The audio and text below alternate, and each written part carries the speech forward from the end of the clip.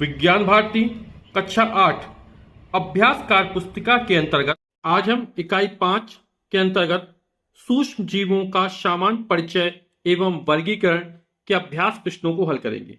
प्रश्न संख्या 1 है, निम्नलिखित प्रश्नों के सही विकल्प छांटिए। का है, सूक्ष्म जीव पाए जाते हैं हवा में, पानी में, मिट्टी में, उपरोक्त सभी जगह पर। तो जो सूक्ष्म जीव हैं ये सर्वव्यापी होते हैं।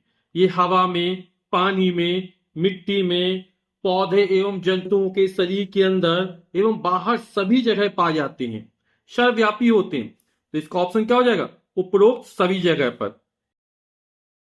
खा, केंद्रक अनुपस्थित होता है प्रोटोजोआ में, कवक में, शैवाल में, जीवाणु में। तो जो केंद्रक अनुपस्थित होता है वो जीवाणुओं में अनुपस्थित होता है। तो इसका द ऑप्शन सही हो जाएगा। अगला है गा, ब्रेड या डबल रोटी बनाने में उपयोग किया जाता है जीवाणु, शैवाल, ईस्ट या प्रोटोजोआ। तो इसमें जो डबल रोटी बनाने में है वो ईस्ट का प्रयोग किया जाता है। तो ये हमारा सही हो जाएगा विकल्प। स्पाइरुलिना नामक साइनोबैक्टीरिया प्रमुख स्रोत है वसा का, प्रोटीन का, ग्लूकोज का, क्षार का। तो यहां पर जो स्पाइरुलिना नामक साइनोबैक्टीरिया है वो हमारा प्रोटीन का प्रमुख स्रोत है। एलिशा ELI ऐसे परीक्षण से पता लगाया जाता है। तो जो एलिशा परीक्षण होता है वो एड्स के लिए होता है और इससे एड्स बीमारी का पता लगाया जाता है। प्रश्न संख्या 2 है, रिक्त स्थानों की पूर्ति कीजिए।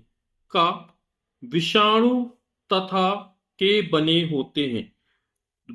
यानी विषाणु जो बने होते हैं वो न्यूक्लिकम और प्रोटीन के बने होते हैं। तो यहां पे आ जाएगा न्यूक्लिकम तथा प्रोटीन। खा, सूक्ष्म जीवों को देखने के लिए की आवश्यकता होती है। तो सूक्ष्म जीव को देखने के लिए माइक्रोस्कोप या सूक्ष्मदर्शी यंत्र की आवश्यकता होती है। तो यहां पे आ जाएगा सूक्ष्मदर्शी यंत्र।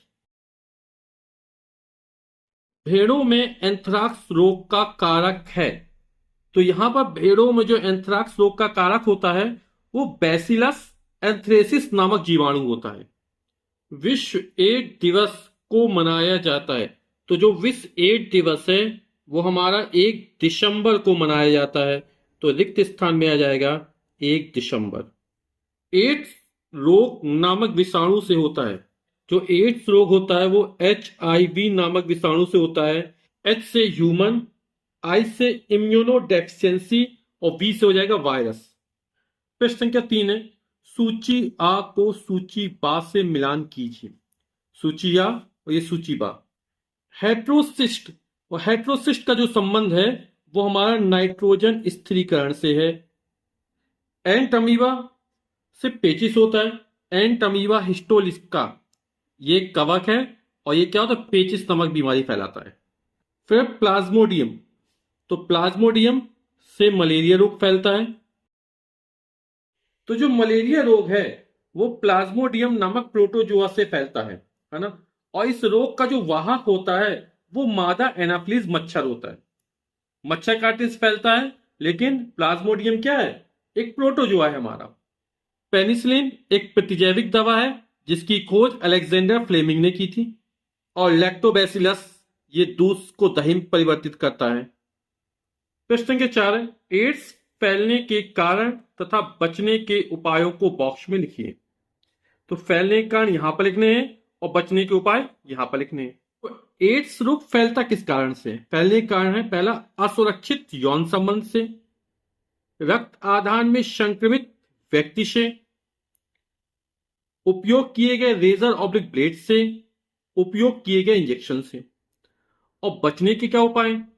विसंक्रमित साफ नए सिरिंज का हमेशा प्रयोग हर बार करना चाहिए। रक्त आधान से पूर्व रक्त की जांच करनी चाहिए। यानी जब किसी को व्यक्ति को रक्त चढ़ रहा हो तो उसके पहले रक्त की अच्छे से जांच हो जानी चाहिए। नई रेजर या ब्लेड का प्रयोग करना चाहिए। आप लोग बाजार में जब कटिंग कराने जाते हैं या दाढ़ी बनवाने जाएंगे तब हमेशा नए ब्लेड का प्रयोग करना चाहिए। कभी भी उपयोग की गई ब्लेड हमें प्रयोग नहीं करनी चाहिए। और नशीली दवाओं के इंजेक्शन हमें नहीं लेने चाहिए, है ना। और सिरिंज का प्रयोग हमेशा नया करना चाहिए।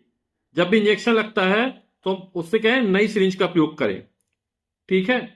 प्रश्न संख्या 5 है, निम्नलिखित रोगों को उनके फैलने के माध्यम के अनुसार छांट कर निर्धारित स्थान पर लिखिए। तो जो 6 रोग है ये वायु द्वारा फैलता है। तो वायु द्वारा फैलने 6 रोग हो गया और सर्दी जुकाम हो गया। तो 6 रोग और सर्दी जुकाम जो है वो वायु द्वारा फैलते हैं। फिर दूषित जल द्वारा जो फैलने वाला रोग है वो हमारा हेपेटाइटिस है और टाइफाइड है। ये दोनों ही दूषित जल द्वारा फैलते हैं। मलेरिया और डेंगू ये जो रोग हैं वो मच्छर के काटने द्वारा फैलते हैं। नीचे दिए तालिका को पूर्ण कीजिए। प्रतिजैविक दवाएं पेनिसिलिन, स्ट्रेप्टोमाइसिन और क्लोरेलिन। और जो पेनिसिलिन है वो फफूंद से तैयार की जाती है। स्ट्रेप्टोमाइसिन जीवाणु से तैयार की जाती है और क्लोरेलिन शैवाल से तैयार की जाती है। ये जितने भी प्रतिजैविक हैं इनका उपयोग प्रतिजैविक दवाओं के रूप में किया जाता है। सूक्ष्म जीव लाभदायक हैं या हानिकारक, अपने विचार संक्षिप्त में लिखिए। तो सूक्ष्म जीव जो होते हैं लाभदायक भी होते हैं और हानिकारक भी होते हैं। कैसे होते हैं? कुछ सूक्ष्म जीव प्रतिजैविक दवाएं बनाने में, नाइट्रोजन स्थिरीकरण में तथा औद्योगिक धंधों में लाभदायक होते हैं। वहीं दूसरी ओर कुछ सूक्ष्म जीव मानव शरीर में प्रवेश कर स्वास्थ्य को नुकसान पहुंचाते हैं तथा जीव जंतुओं एवं पेड़ पौधों को भी नुकसान पहुंचाते हैं। एक व्यक्ति का पैर हाथी के पैर के समान मोटा दिखाई पड़ रहा है। इस रोग का नाम तथा रोग वाहक बताइए। तो जब हाथी के पैर के समान मोटा दिखाई दे तो ये जो रोग होता है इसको फाइलेरिया बोलते हैं। इसका दूसरा नाम फील पॉ भी है। और इस रोग का जो वाहक होता है वो मादा क्यूलेक्स मच्छर होता है। तो रोग का नाम हो गया फील पॉ या फाइलेरिया और रोग वाहक का नाम हो गया मादा क्यूलेक्स मच्छर।